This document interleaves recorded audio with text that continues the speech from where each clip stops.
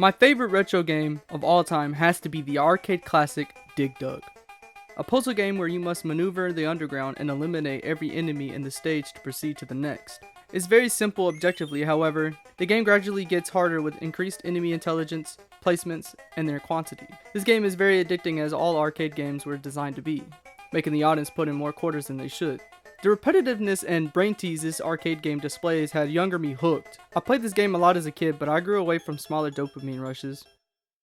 When I found this new game on Twitter, I was kinda speechless. I found a successor. While yes, there is a DigDug 2, it doesn't quite scratch that itch. The game in question is called Murtop.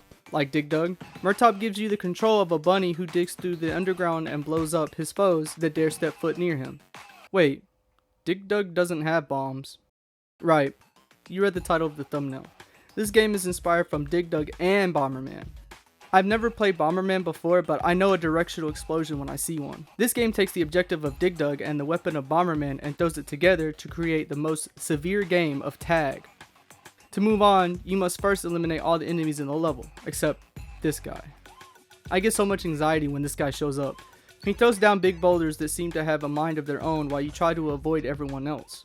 Oh no! The Fitness Grand Pacer test is a multi-stage aerobic capacity test.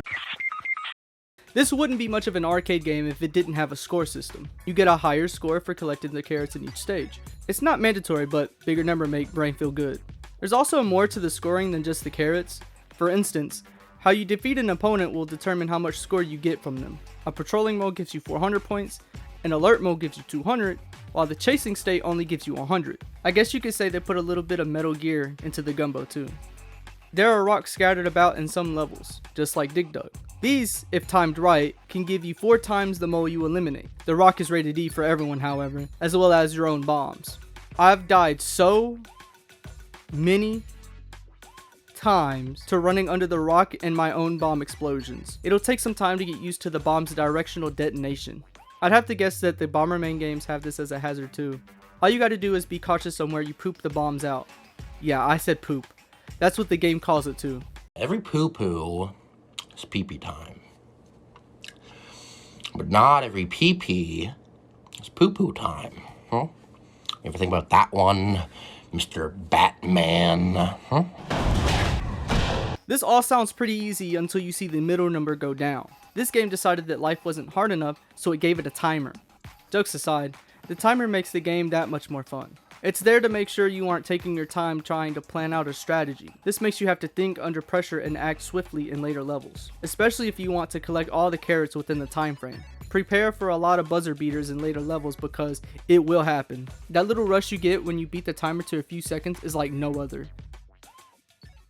You start every game with a total of 3 lives. Once you game over, however, you may put in a token. Since this is just a digital game, tokens are set to the right bumper. Imagine if we had to put quarters into our own PCs. For every 5 levels completed, you will be sent to a bonus stage. This gives you a chance to increase your score. Just don't get too greedy or you'll get squashed. There is an end to this fun you'll be having, but I doubt you get to it on your first, second, or even 20th try. There are 256 levels to beat, with a bonus stage for every 5 of those levels, as mentioned before. There is also a secret bonus stage as well as a kill screen. If you are unaware of what a kill screen is, this is what that looks like in Pac-Man. In the arcade Pac-Man game, you are greeted to this level after you've beaten 256 levels. Yeah, it's not very playable, but players weren't meant to get this far. You know, with it being an arcade game and all, everyone's waiting to get a shot at the Waka Waka cabinet. Waka waka! From what I've heard, this screen is made because the game genuinely couldn't count its code that high. To be honest, I wouldn't want to count that high either. I thought I heard someone beat the Pac-Man kill screen, but I looked it up and it seems impossible, so I don't know. Which begs the question, can you beat Murtop's kill screen? I'd assume you might be able to, with technology being so advanced that you could make the computer create an infinite amount of variables to keep the game going. Or it could just be an homage to the classic arcade game. I didn't look up if you could beat this game's kill screen because I want to let you guys figure it out for yourselves. I don't want to ruin the mystery of the kill screen.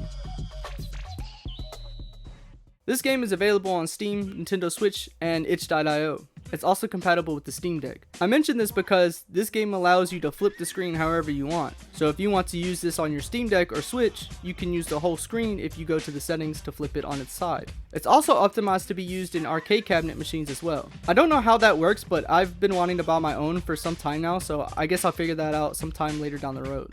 For those that want to play just on a TV or monitor, they have these neat bezels with very nice artwork showcased. Personally, I use this one with the arcade marquee just like most cabinets had. The cool thing about this game's graphics is that you can change the palettes, up to 16 to choose from. There's just about every palette from every console generation, plus some other cool palettes thrown in. If you're into that nostalgic CRT TV look, then you have a filter for that as well. It even allows you to turn off the screen flash and screen shake if these bother you. If you want to pick this up for yourself, it's $4.99 USD. That's not that bad of a price honestly, especially on the Nintendo Switch. It has gone on sale for half that price in the past, so maybe add it to your wishlist for this year's winter sale or whenever it goes back on sale. This game was a real treat to play.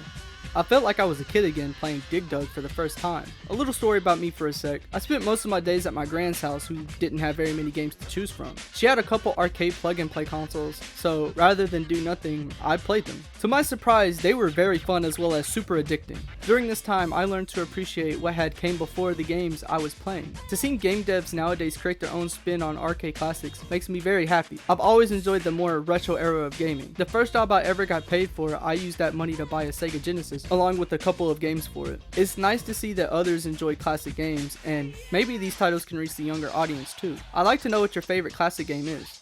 Do you enjoy modern games, or do you wish more arcade-like games get made? Let me know in the comments. That's it for me for now.